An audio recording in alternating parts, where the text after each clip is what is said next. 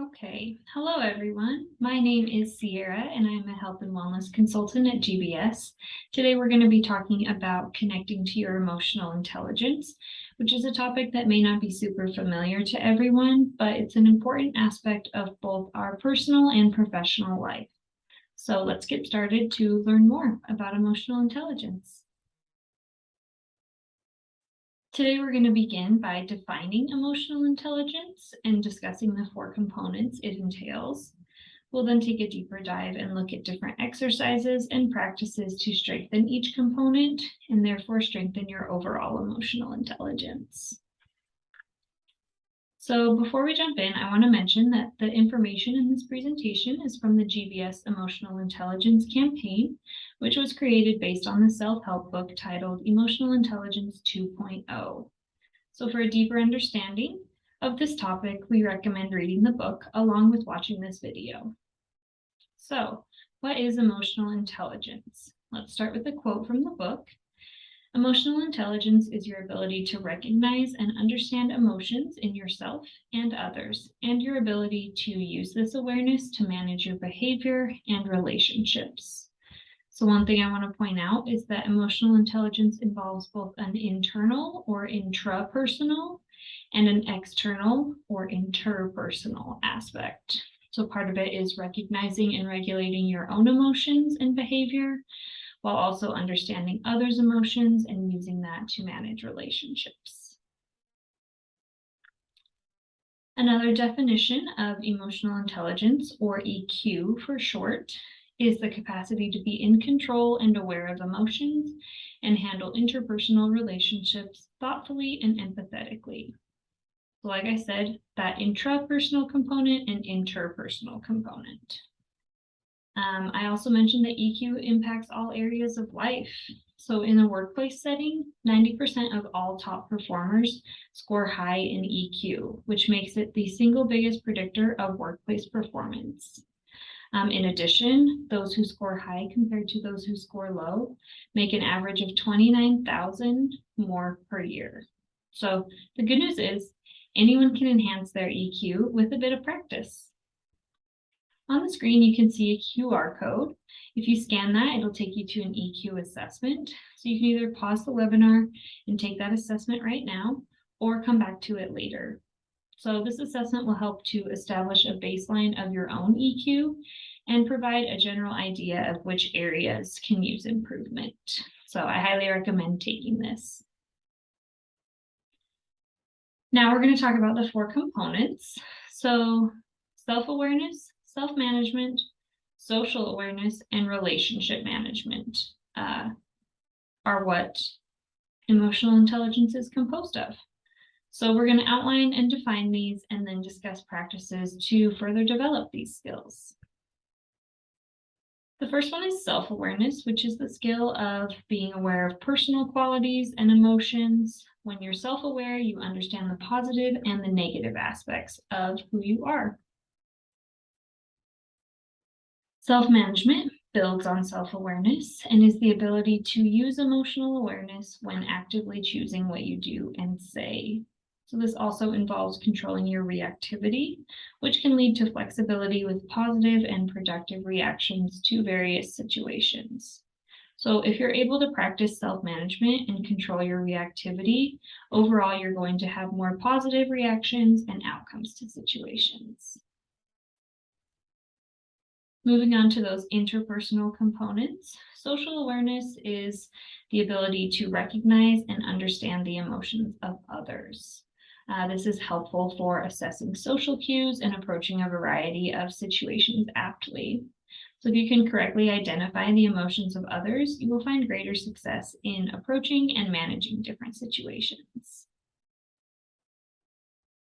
The final component of EQ is relationship management, which is the skill of fostering relationships in a way that satisfies the needs of both parties involved. So this is an important skill to help create fulfilling and meaningful connections, which is something I'm sure that we all want. Now that we've outlined these components, how do we improve and strengthen our EQ? I'm going to touch on a few exercises that can be practiced to help strengthen each area. For self-awareness, the first exercise is to feel your emotions physically. So when you experience a strong emotion, try closing your eyes and paying attention to how your body is reacting. Is your heart racing? Your stomach churning? Your muscles tightening? As you become more familiar with the physical feelings that are tied to your emotions, you'll find that your body is often physically aware of an emotion well before your mind is mentally aware of it. Another exercise is to seek feedback. So it can be really nerve-wracking to ask for honest feedback on how you're perceived, but doing so is valuable because it provides an outside perspective. It can teach you how another person views you and can increase your understanding of how your actions are perceived. So seeking feedback from multiple people and collecting various perspectives can allow you to get a more complete picture of how you come across to those around you. And getting to know yourself under stress is another practice. So this is similar to feeling your emotions physically. When you're under stress, the body sends signals that tell you to slow down or find some mental support. You may notice an upset stomach, a headache. You may feel warm and flustered as you begin to get stressed. So recognizing your body's cues when you're pushing too hard can help you be self-aware, manage your stress levels, and not let that stress get out of control.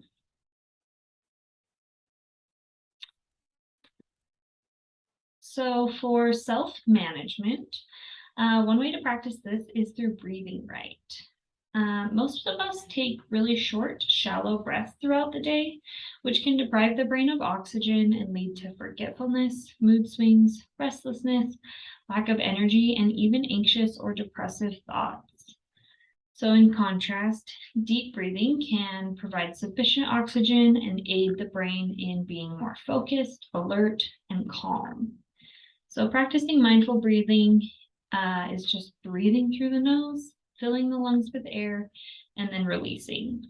So anytime a stressful or anxious situation arises, make a conscious effort to breathe deeply and draw clarity to the situation and practice that self-management.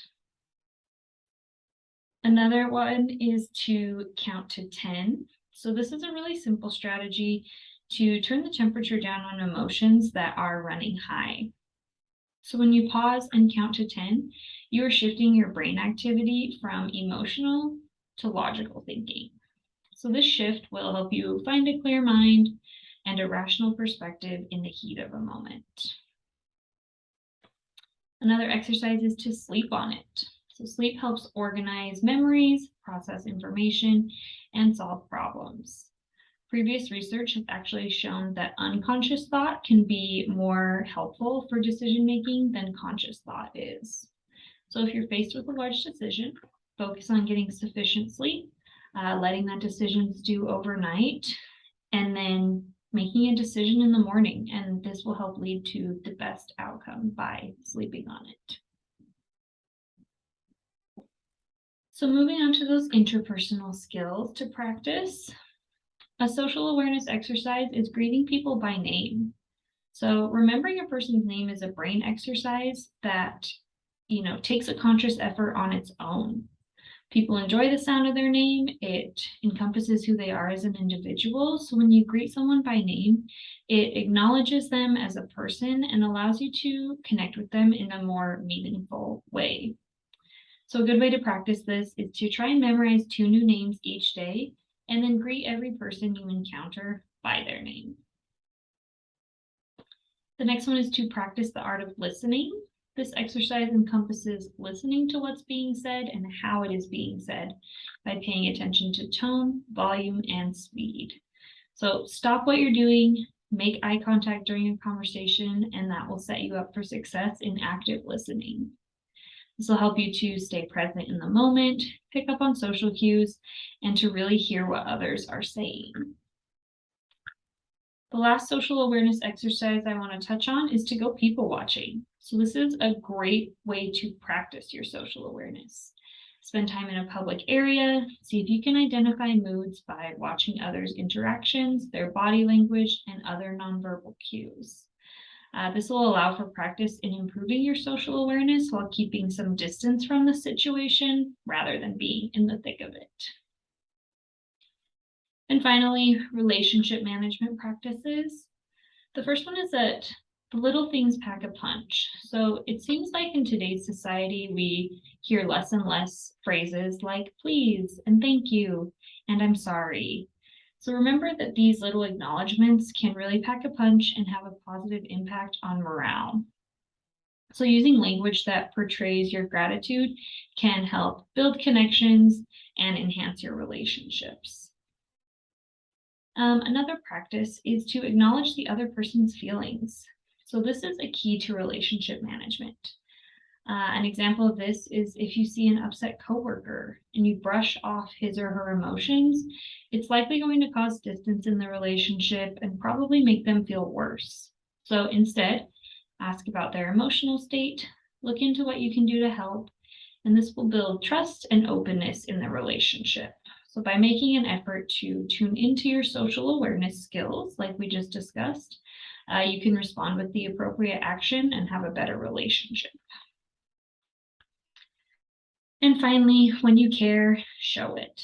So a simple thank you note or a treat made specially for someone can really make a statement to show that you care. So if you find yourself appreciating someone in your life, don't waste that feeling, make a point to act on it, and make sure the people you appreciate in your life are aware of it. This is a great way to practice your relationship management skills and increase your overall emotional intelligence.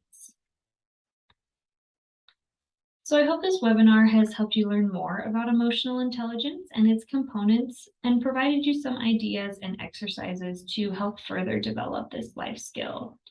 So thank you for taking the time to participate in this webinar and connect to your emotional intelligence.